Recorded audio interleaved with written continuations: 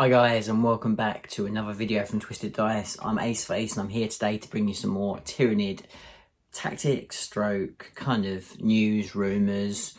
But we're going to look at 9th edition today, so I know everyone's really excited. And we're going to jump in and talk about why I think Tyranids in 9th edition are potentially going to be pretty OP. So we will see. Before we jump into the video, I'm going to keep this short and sweet because you guys have requested it. Please could you hit the subscribe button? It helps us out loads and sends the word out. We're really trying to get to that 10k mark. And also if you could like and put a comment below, let us know what you think of what you think Tyranids is going to be like in 9th edition.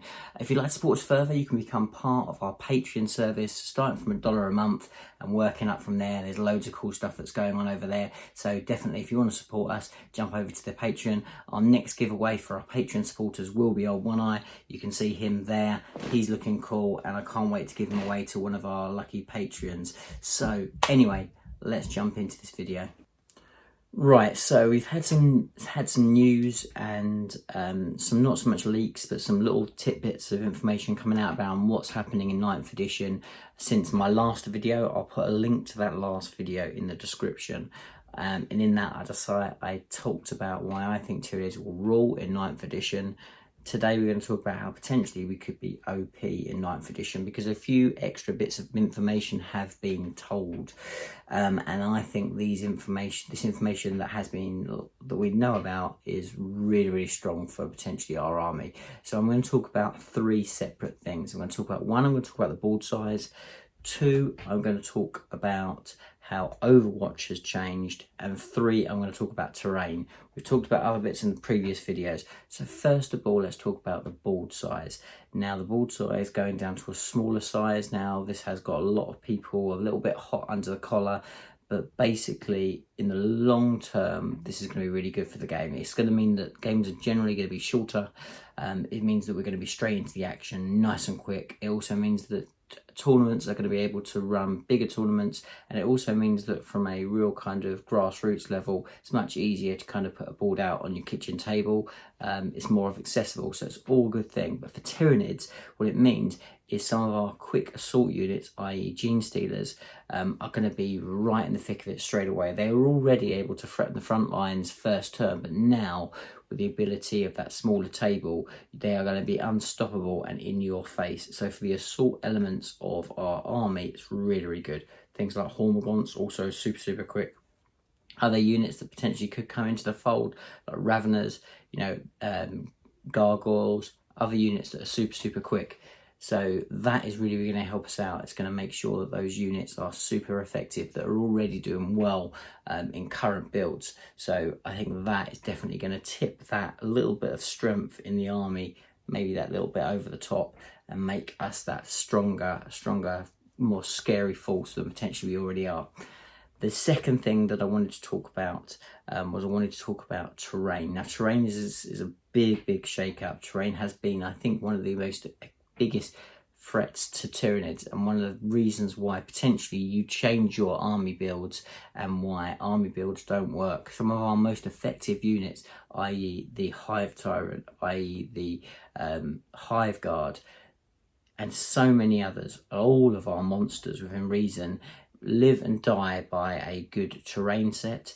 Now with the rules changing, 1 giving us varied terrain that potentially helps us in different elements of the game, heavy terrain potentially helping out us in combat. If we're hunkered down in heavy terrain, it's going to make us more resilient there, which is what we need because Tyranids have always suffered to not being able to take a punch.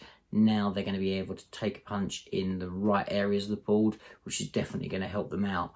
But also, probably the biggest factor is if we want to take these monsters, and we're already previously spoke about the buffs and the advantages that taking monsters is going to have for us. Now the ability to hide these monsters much more effectively. Majority of our monsters, that aren't Forge World, are within the criteria that is going to give them, mean they are going to be potentially untargetable, which is incredibly strong.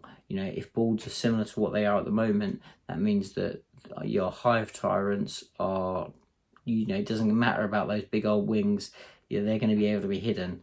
your walking tyrants, all that sort of stuff, your carnifexes, all these units that at the moment potentially against a shooting army are just dead in the water first turn. These guys you're going to be able to position really easily, and they're going to be able to be untargetable, which is incredibly strong.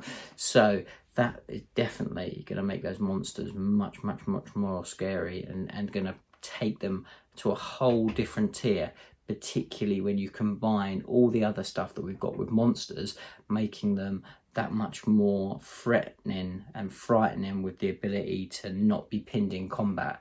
That's super strong, and something that not many other armies can harness to the same amount as Tyranids. So whereas other armies it's going to make better, for Tyranids it's going to make them so much better. So it's going to take us up loads and loads of places in that thing. So every element of a rule change that changes that impacts a lot of units suddenly takes that army to a whole different level. So that for me is really strong. And the other thing I wanted to speak about was I wanted to speak about the Overwatch. So Overwatch, meaning that it's now going to be a stratagem, means that so many of our units really suffered from overwhelming firepower in Overwatch. Generally, Tyranids are pretty light and squishy. They fall apart really quickly. So if we're hitting the opponent on all fronts, they're going to have to be very careful with where they decide to spend those valuable CPs to fire Overwatch. That's going to make assault Tyranids much more viable, and going to make them a lot more scary. So again, things like Gene Stealers, where potentially if you've got 2 Gene Stealer units that are both threatening the opponent's front line in the first turn, chances are they're only going to be able to do this to one. They're going to be able to shoot off one, and even then, maybe they don't have the CPs because they're planning them for other things. And before you know it, you've got Gene Stealers absolutely running amok in your back line. But at the same time, potentially you've got other things dropping in from reserve. We don't know exactly how that's going to work, but you're going to have things dropping in from reserve, you're going to have multiple angles, and not having that Overwatch or that ability to necessarily Overwatch on all fronts is going to be super effective for a Tyranid assault-based army. So loads and loads of plus points, super scary stuff. Now I will put a caveat, we have seen obviously more stuff with Blast. Now Blast will be slightly frightening for Tyranids, particularly for a horde style army, but I think there's I don't think we're going to be running huge horde armies. I think there can be horde units, and you're going to have to you're going to have to accept that they could come under heat, but they may well be that important screen that you need.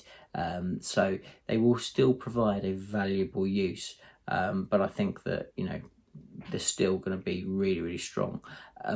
Also, sort of cutting back to my point with terrain, the ability that those Hive Guard are going to be safe pretty much in every game.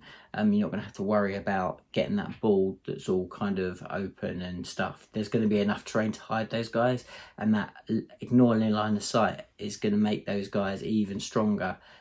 Pair that up with the fact that their shorter range guns, 36, quite often pulled them a little bit apart at times. That now being that much more frightening range because of the smaller board makes them a unit that potentially was maybe second, third best Tyranid unit, makes them even stronger. So there are so many points, and this video could be 20 minutes long because there's loads of stuff in theory that makes Tyranid super scary in 9th edition. Pair that with the rumblings, and I'm going to kind of almost leave you guys with this, the rumblings that Tyranids are not going to be far down the line as far as new armies that are coming out. And I think the next time that Tyranids get touched is going to be a fairly big update.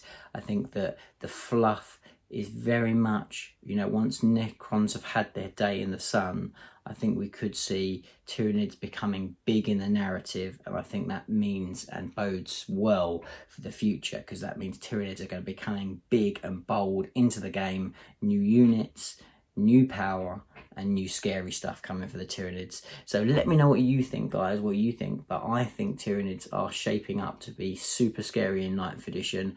I'm excited. I can't wait to get these guys really frightening on the table. So let me know what you think, guys. And until the next video, please do like, comment and subscribe. And we will see you again really soon. Bye for now.